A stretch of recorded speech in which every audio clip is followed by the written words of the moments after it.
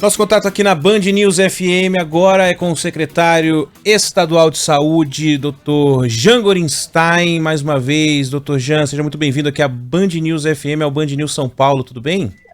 Bom dia, Ivan, Sheila e todos os ouvintes da Band News FM. É sempre um prazer conversar com vocês. Secretário, muitos assuntos hoje para a gente abordar aqui no programa, mas eu queria começar com essa notícia, né? Amanhecemos hoje com a notícia de que a Indonésia se tornou o primeiro país a aprovar o uso emergencial da Coronavac para, de fato, começar a vacinar a população. Eu queria saber como é que o senhor recebeu essa notícia e se dá algum ânimo também para os processos que a vacina enfrenta aqui no Brasil.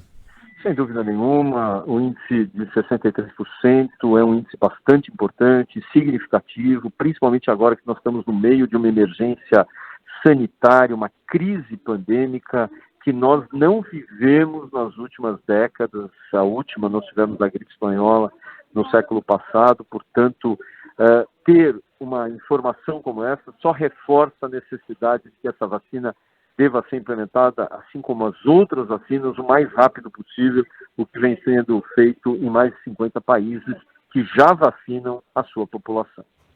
Doutor Jean, na Indonésia, a eficácia apurada, verificada, foi de 65,3%. Na Turquia, um pouquinho mais de 91% e aqui no Brasil, 78%.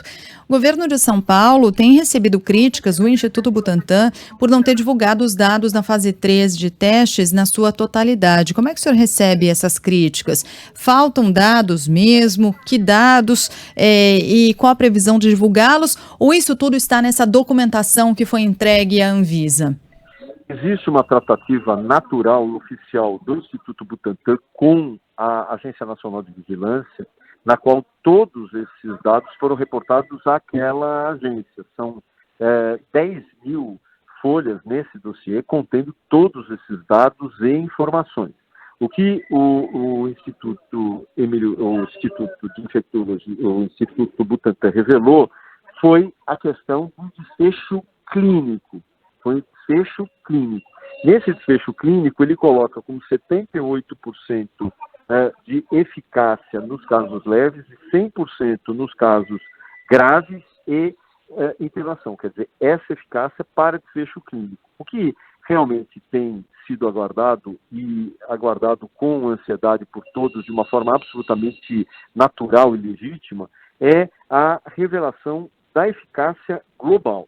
Tanto é que isso será revelado amanhã na coletiva de imprensa que acontecerá no Instituto Butantan, para que dessa maneira seja possível ter essa lisura, transparência na revelação desses dados. Isso é uma solicitação do governo do Estado de São Paulo, especialmente da Secretaria de Estado, que nós temos que passar esses valores para a população. Essa é uma solicitação absolutamente legítima.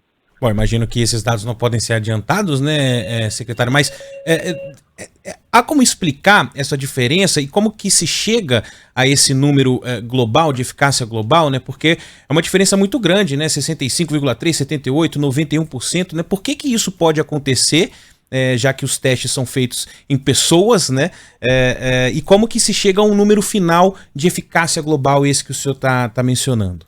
Essa eficácia você vai avaliar em todos os grupos clínicos específicos, desde aqueles indivíduos que não tiveram absolutamente sintomas, aqueles que tiveram sintomas leves não procuraram atendimento de saúde, aqueles que tiveram sintomas leves, porém apresentaram necessidade de intervenção médica, procuraram algum serviço de saúde para receber mesmo que medicações para sintomas, que nós chamamos de sintomáticos.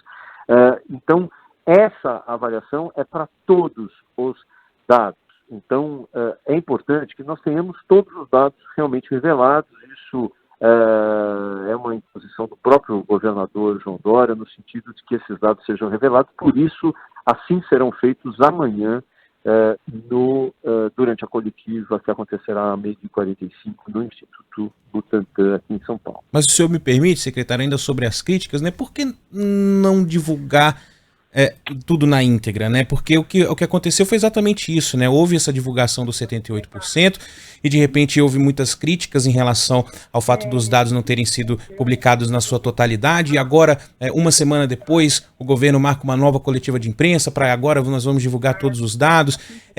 Não é meio ruim nesse processo, ainda mais nesse tempo meio estranho que a gente vive, com pessoas anti-vacina e tudo, né, com uma desconfiança muito grande que a gente sabe que existe. Não foi um erro do governo não ter esperado para divulgar tudo junto, ou divulgar os dados completos? Todos esses dados estão na mão do Instituto Butantan.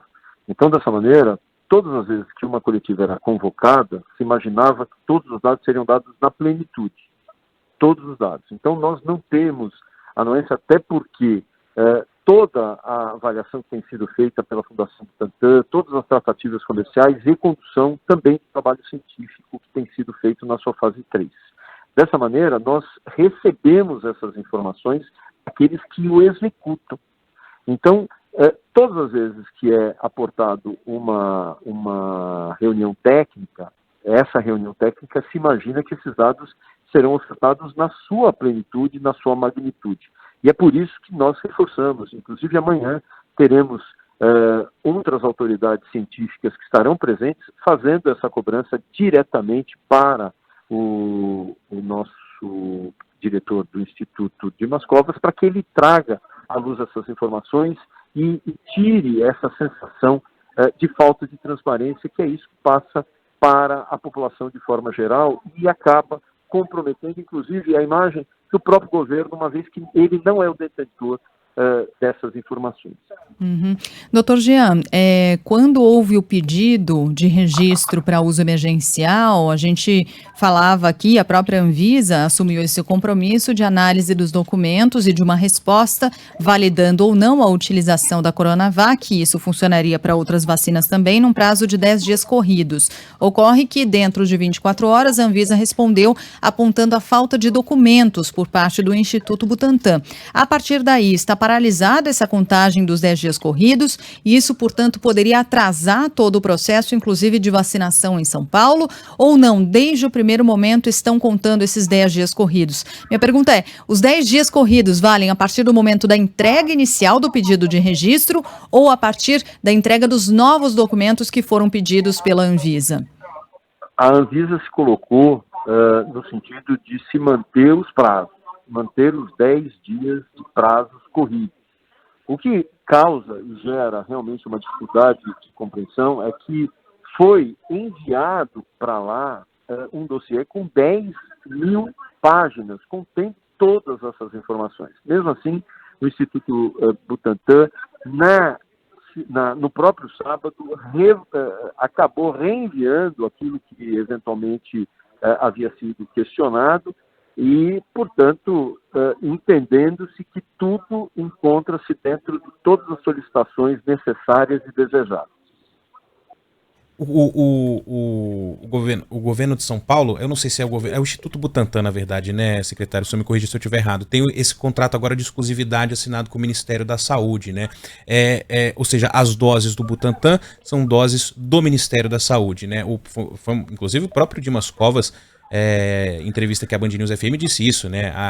Não há mais sentido nos estados procurarem o estado de São Paulo, o Instituto Butantan, para pedir vacina ou para comprar vacina, é tudo com o Ministério. Estamos no calendário nacional de imunização, no Programa Nacional de Imunização, foi a fala dele. Eu queria perguntar se esse contrato de exclusividade pode fazer com que falte vacinas aqui para São Paulo, e mais uma vez insistindo nessa questão do nosso calendário, né? Nós temos doses da vacina para vacinar os paulistas, né, os moradores de São Paulo, quem vier para São Paulo, já que agora é o Ministério da Saúde que coordena toda a campanha de vacinação e, por consequência, não vou dizer dono das doses, né, mas as doses, o contrato é de exclusividade, então o Ministério da Saúde é aí que vai tocar em frente a vacinação por todo o país. Perfeito, Ivan. O Ministério da Saúde é detentor das doses disponíveis, são quase 11 milhões de doses disponíveis. Essas 11 milhões de doses, elas só sairão de um depósito que está sendo fielmente guardado a partir do momento que houver a liberação da Anvisa. A partir de então, essas vacinas virão para um depósito do Ministério da Saúde e lá distribuídos para todos os estados, inclusive o estado de São Paulo. Nós lembramos que, em paralelo, por exemplo, ou fazendo uma analogia daquilo que acontece para a vacinação da gripe, nós sempre ofertamos 100% dessas vacinas de gripe, da influenza, do Butantan para o Ministério.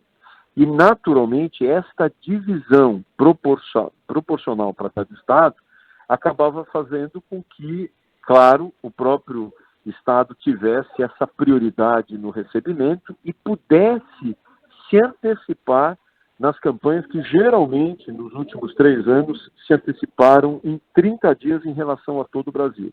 Mas sempre seguindo as régias e todas as égères do Programa Nacional de Imunização, com a orientação de quem seriam e serão os grupos prioritários. Então, isso não deverá ser diferente neste momento, sempre se adequando às normas e égide do Plano Nacional de Imunização. Doutor Jean, quantos milhões de doses nós temos atualmente com o Instituto Butantan? São 10.800.000 doses disponíveis aqui em São Paulo. Quase 11 milhões, doutor. Agora, me parece que isso impacta o calendário de vacinação previsto para São Paulo, se for mantido esse calendário do dia 25 de janeiro, porque uma coisa é a gente falar de 11 milhões para a população do estado de São Paulo, outra coisa são 11 milhões a serem distribuídos pelo Ministério da Saúde, ou seja, não será possível manter o calendário de vacinação previsto pelo governo do estado com esse volume muito menor de doses, certamente vindo para São Paulo, não é? Para atingir pelo menos esse primeiro público prioritário. Vai mexer inevitavelmente no calendário de vacinação e no volume de pessoas que vão receber essa dose, né, doutor? Sem dúvida alguma, isso vai acontecer e isso vai fazer com que haja um atraso, se nós fizermos uma comparação, na velocidade que nós conseguiríamos vacinar os brasileiros de São Paulo, uma vez que de uma forma bastante democrática ela vai ser distribuída para todo o Brasil. É por isso que nós estamos reforçando a necessidade de vacinas. Nós teremos mais 46 milhões, ou melhor, mais 40 milhões de vacinas, totalizando 46 milhões agora em fevereiro, que também irão para o Programa Nacional de Imunização, mas ainda é pouco. Nós precisamos muito mais vacinas e vacinas de outras indústrias, de outras empresas, para que dessa forma possamos vacinar o mais rápido possível brasileiros de todo o Brasil, não só brasileiros de São Paulo, porque senão nós teremos um montante de vacinação ainda muito baixo. Esses grupos, que para nós são grupos absolutamente prioritários, que além dos profissionais da área da saúde, nós teremos aqueles que são pessoas portadoras de doenças crônicas, que também são pacientes vulneráveis, eles conseguirão ser vacinados de forma bastante tardia.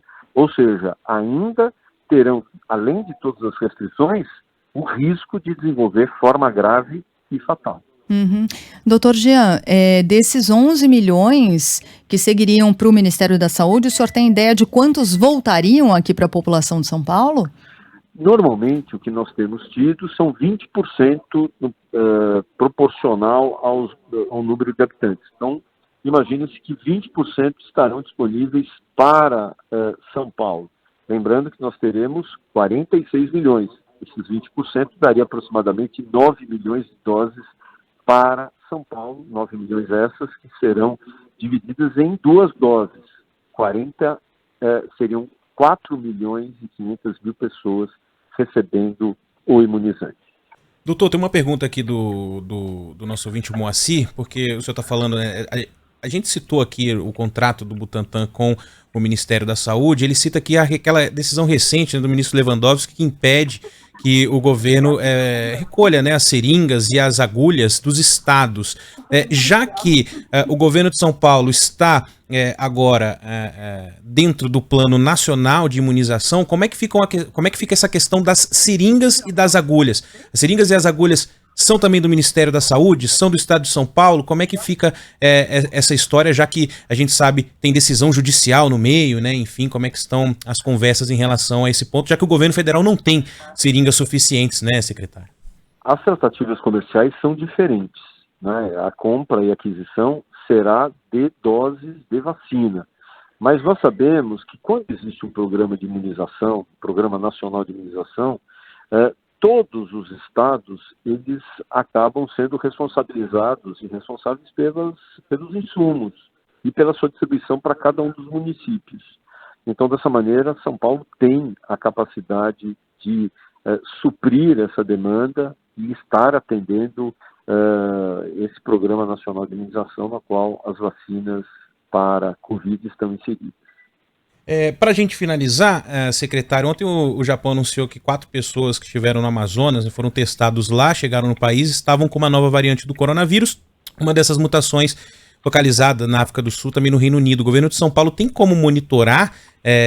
Falamos recentemente aqui, né, sobre a cepa, o Instituto Adolfo Lutz chegou a divulgar algumas informações sobre esse caso, mas como é que o governo de São Paulo tem monitorado se essa variante está em circulação ou não aqui no estado? E aí, elas circulando, se essa resposta é positiva, se, enfim, existe algum risco das vacinas estarem desatualizadas, né? Essa é uma pergunta que chega muito aqui sobre os nossos ouvintes, se essas vacinas que estamos falando agora, se elas seriam também eficazes contra essas variáveis, né? Essas variantes, melhor dizendo, essas mutações do vírus. Existem muitas mutações que já foram identificadas, todas elas que estão sendo analisadas, isso no mundo, não é no país, mas especialmente no mundo, e essas identificações fazem com que os próprios cientistas, coordenadores dos estudos, acabem avaliando o quanto existe impacto de proteção com relação às vacinas existentes. A princípio, essas vacinas são protetoras, sim, também com estas variantes, pelo menos até o momento. Pode ser que nós tenhamos uma nova variante futura que possa não ter isso, e por isso a importância da identificação e fazer o que nós chamamos de um rastreio epidemiológico natural, que de algumas amostras que nós temos, nós estudamos parte dessas amostras do ponto de vista genético. Nós pegamos esses vírus identificados e ampliamos o seu material genético no sentido de identificar se são cepas, variantes que sofreram modificação. Porque dessa maneira nós teremos como acompanhar a ocorrência de variantes genômicas no nosso país, para que medidas eventualmente possam ou devam ser traçadas em uma ou determinada região. Felizmente, nós tivemos documentado apenas 2 casos. Esses casos tiveram a preocupação epidemiológica da Secretaria de Estado da Saúde, que acompanhou essas pessoas, assim como todos aqueles que estavam no seu entorno, para que dessa maneira nós não tivéssemos uma disseminação. Podemos ter outros que não foram identificados? Possivelmente, mas estamos fazendo exatamente essas captações sequenciadas na população, na comunidade, são rastreios que nós chamamos aleatórios, de grupos aleatórios, para identificar alguma ou eventual presença de vírus. Dr. Jean Gorenstein, secretário estadual de Saúde de São Paulo, obrigada mais uma vez pela entrevista, secretário. Vamos manter contato, porque certamente a gente vai voltar a falar aí nos próximos dias ainda sobre vacinas. Obrigada e um bom dia. Muito obrigado, Sheila, Ivan, e a todos os nossos ouvintes da Band News FM. Muito obrigado. Valeu.